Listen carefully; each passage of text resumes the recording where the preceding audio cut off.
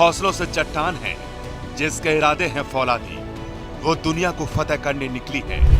वो किसी super women से कम नहीं।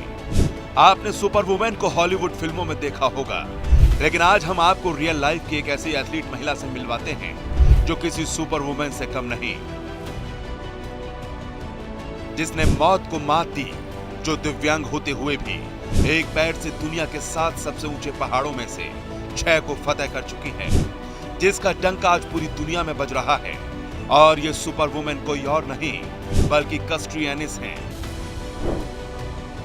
जिसके अदम्य साहस, शौर्य और पराक्रम के किस्से सुनकर मुर्दों में भी जान आ जाए।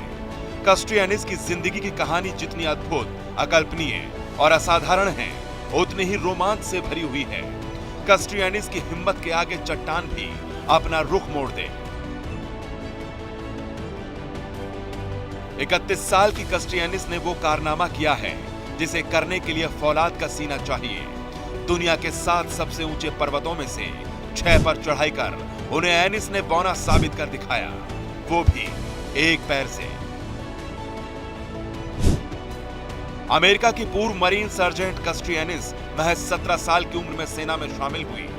कस्ट्री एनिस हॉलीवुड स्टंट वुमन भी रह चुकी हैं। साल 2012 में अफगानिस्तान के ऊपर से हेलीकॉप्टर में उड़ान भरते वक्त उनका एयरक्राफ्ट क्रैश हो गया। इस हादसे में कस्ट्री एनिस की जिंदगी तो बच गई, लेकिन एनिस ने अपना एक पैर गंवा दिया। यह हादसा इतना भयानक था कि 3 साल में उनकी 40 बार सर्जरी हुई। इसके बाद साल 2015 में उनके पैर में इंफेक्शन हो गया, जिसके बाद डॉक्टरों को उनका एक पैर काटना पड़ा।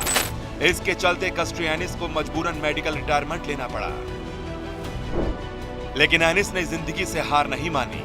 एनिस ने पहले तो स्पॉन्सर्ड इवेंट में स्नोबोर्डिंग और क्लाइंबिंग की और अपने लक्ष्य को हासिल करने के लिए एक पैर से मीलों की दूरी तय कर दी। बर्फीली पहाड़ों की चोटियों पर विजय पताका फहराकर ही दम लिया। इंग्लैंड में 1000 मील पैदल चली।